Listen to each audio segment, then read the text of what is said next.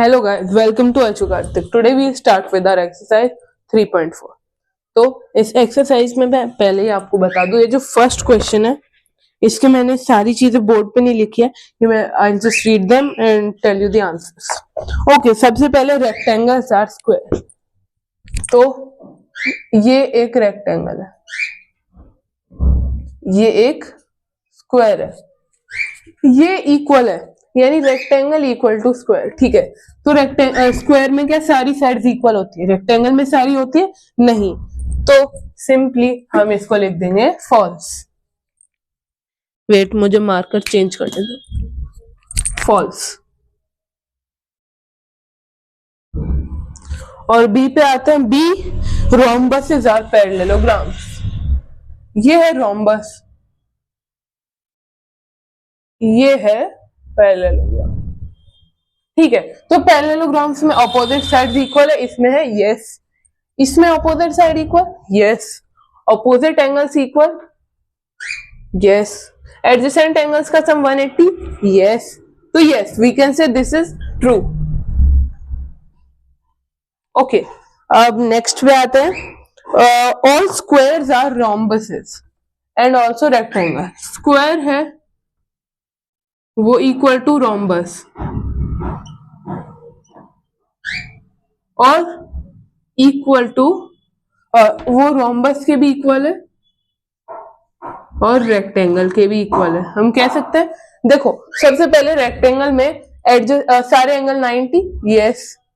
Rectangle में opposite side equal, yes. Adjacent angles का opposite angles भी इक्वल, क्योंकि सारे 90 है, यस. तो ये दोनों तो इक्वल हो गए. अब इसमें एडजेसेंट एंगल का सम 180, यस. ये दोनों 90 90 180, इसमें ऑलरेडी 180 होता है. ऑपोजिट एंगल्स इक्वल, ये 90 ये भी 90, opposite angle 90 90 opposite angle equal हो गए. सारी साइड्स इक्वल, सारी साइड्स इक्वल, यस. तो मतलब we can say that this is true, true statement. Okay, अब इसको भी मिटा देते हैं. अब नेक्स्ट है all squares are not parallelogram. ये स्क्वायर है, ये पैरेललोग्राम नहीं है. तो अब इस स्टेटमेंट को चेक करते हैं. सबसे पहले स्क्वायर है, पैरेललोग्राम है, पैरेललोग्राम में opposite side equal, yes. Angles का sum 180, I mean adjacent angle का sum 180, yes. Opposite angles equal, yes. तो सारी चीजें तो सेम है, पर ये तो कह रहा है नॉट इक्वल, तो ये हो जाएगी फॉल्स. अब नेक्स्ट पे आते हैं. All kites are rhombus. ये काइट है, ये रोम्बस के इक्वल है, वो चेक करते हैं. एडजेसेंट एंगल का सम 180, नहीं तो इसमें तो नहीं होता ऐसा, तो सीधा ये तो गलत हो गई, यानी ये हो गई फॉल्स. ओके, नेक्स्ट देखते हैं. ऑल रोम्बसेस आर काइट्स, यानी रोम्बस है वो काइट के इक्वल होता है. ओके, तो काइट में क्या होता है, ये ऑपोजिट एंगल्स इक्वल हो गए, पर बाकी के दो ऑपोजिट एंगल्स इक्वल नहीं है, लेकिन इसमें तो ये भी है, तो सीधा ही गलत हो गया, ये फॉल्स हो गई स्टेटमेंट. अब नेक्स्ट हम देखते हैं. All parallelograms are ट्रेपीजियम्स.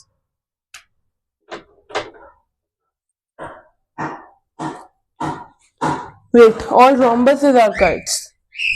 Rhombuses are kites वाला फिर से देखते हैं. Okay, rhombuses are kites. तो रोम्बस में ये साइड इक्वल होती है, यस होती है. आई मीन काइट में adjacent side equal, adjacent side equal, yes. Diagonal bisects the angle, yes. ये एंगल, यस. थोड़ा कंफ्यूजन था, लेकिन ये ट्रू है. ओके, अब जी वाला देखते हैं. जी क्या है, ऑल पैरेललोग्राम्स आर ट्रेपीजियम. सारे पैरेललोग्राम्स ये होते हैं ट्रेपीजियम के इक्वल.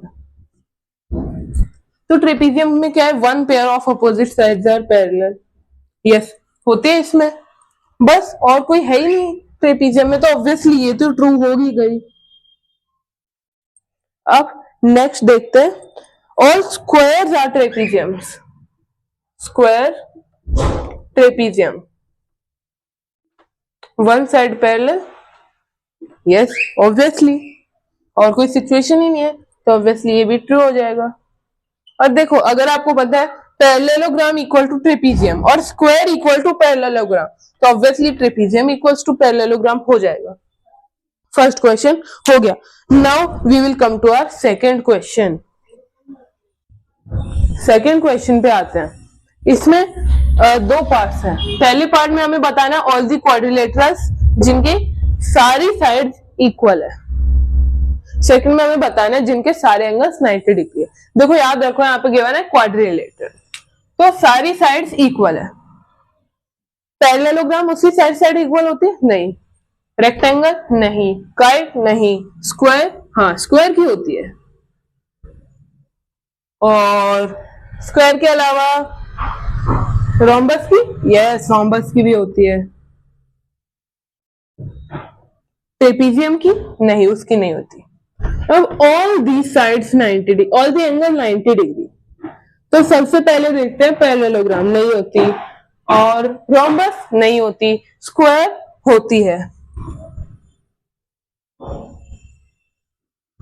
रेक्टेंगल होती है, ट्रेपीजियम नहीं होती। ओके अब थर्ड क्वेश्चन पे आते हैं। और थर्ड क्वेश्चन थोड़ा सा इसी टाइप का है। इस क्वेश्चन में हमें बताना है कि एक स्क्वायर किस रीजन की वजह से क्वाड्रिलेटरल है, पैरेललोग्राम है, रोम्बस है और रेक्टेंगल है। तो सबसे पहले स्क्वायर को हम क्वाड्रिलेटरल प्रूव करते हैं। क्वाड्रिलेटरल क्या होता है? क्वाड्रिलेटरल जिसके पास 4 साइड होती है। स्क्वायर के पास 4 साइड है, यस। तो हम कह सकते हैं कि square is a quadrilateral because it has 4 sides. अब नेक्स्ट पे आते हैं पैरेललोग्राम। तो पैरेललोग्राम स्क्वायर की ऑपोजिट साइड पैरेलल होती है, तो इट्स ऑब्वियसली पैरेललोग्राम। तो आप कह सकते हो square is a quadrilateral with all sides parallel, therefore it is a parallelogram. अब रोम्बस प्रूव करते हैं। रोम्बस क्या होता है? एक पैरेललोग्राम होता है जिसके पास ऑपोजिट साइड्स, आई मीन सारी साइड्स इक्वल है। स्क्वायर क्या है? पैरेललोग्राम है, उसकी साइड इक्वल है, यस। तो it is a parallelogram with all the sides equal, therefore it is also a rhombus. अब रेक्टेंगल, रेक्टेंगल क्या होता है? पैरेललोग्राम जिसके सारे एंगल्स 90 डिग्री हो। क्या स्क्वायर पैरेललोग्राम है? यस हमने प्रूव कर दिया। और क्या उसके सारे एंगल्स 90 डिग्री है? Yes obviously, therefore you can say square is a quadrilateral with all the square is a parallelogram with all the angles 90 degree, therefore it is also a rectangle. अब हम आएंगे अपने नेक्स्ट क्वेश्चन पे। अब इस question पे आते हैं। इसमें हमें ये बताना है कि इनमें से कौन से क्वाड्रिलेटरल्स है जिनके डायगोनल फर्स्ट बाइसेक्ट करते हैं एक दूसरे को, सेकंड परपेंडिकुलरली बाइसेक्ट करते हैं, थर्ड इक्वल है। अब फर्स्ट में बाइसेक्ट, तो सबसे पहले रोम्बस देखते हैं। रोम्बस के डायगोनल एक दूसरे को बाइसेक्ट करते हैं, यस, तो रोम्बस आ गया। और पैरेललोग्राम के करते हैं, यस पैरेललोग्राम। अब स्क्वायर रेक्टेंगल दोनों के करते हैं। पैरेललोग्राम के करते हैं, ऑब्वियसली सारों के करेंगे।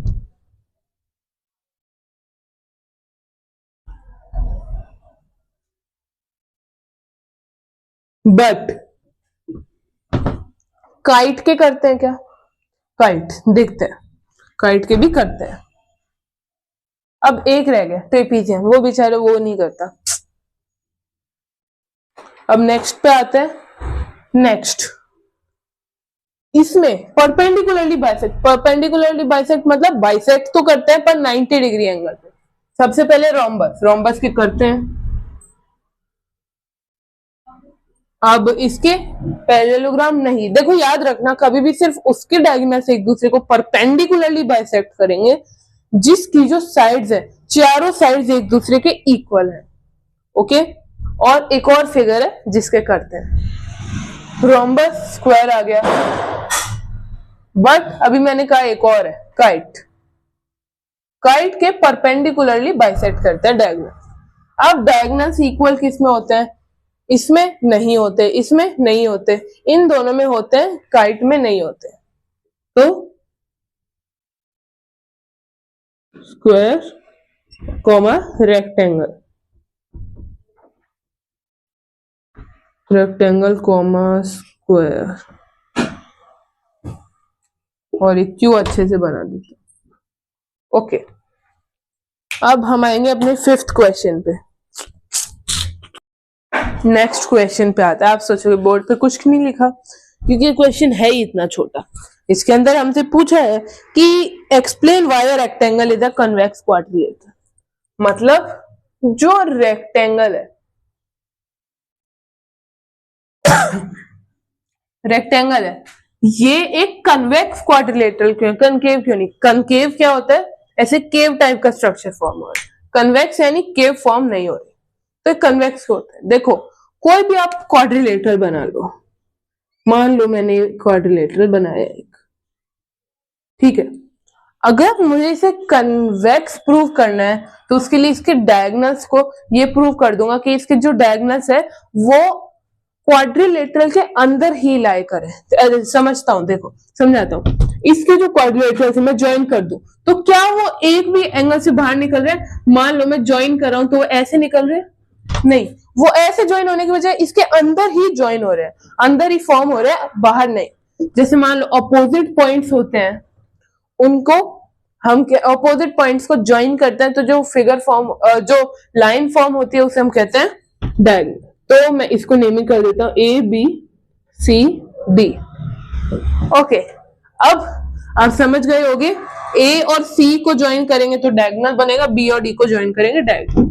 पहले इसको ज्वाइन करते हैं, ये तो अंदर लाई कर रहा है, चलो ठीक है। अब ए और सी को ज्वाइन करते हैं, पर अब प्रॉब्लम आ गई, ये इसके अंदर की तरफ लाई नहीं कर रहा, ये इसके बाहर की तरफ लाई कर रहा है। पॉइंट्स के बीच में शॉर्टेस्ट डिस्टेंस को हम कहते हैं डायगोनल, बट इसमें आप देखो डायगोनल बाहर की साइड है, तो ये कन्वेक्स क्वाड्रिलेटरल नहीं होगा, कनकेव क्वाड्रिलेटरल। तो हम कह सकते हैं इसके डायगोनल्स हैं वो इसके अंदर ही लाई करते हैं, इसलिए ये कन्वेक्स क्वाड्रिलेटरल हो गया। 5th question done. 6th question पे आते हैं। हमें एक राइट एंगल ट्रायंगल गिवन है,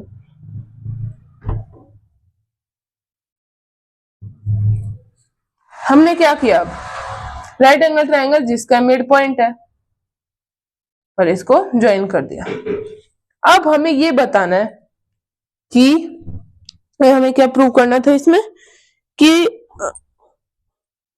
ए B O is equidistant from A, B and C, मतलब this equals to this equals to this, हमें प्रूव करना है। तो हमने क्या किया? डॉटेड लाइन बना दी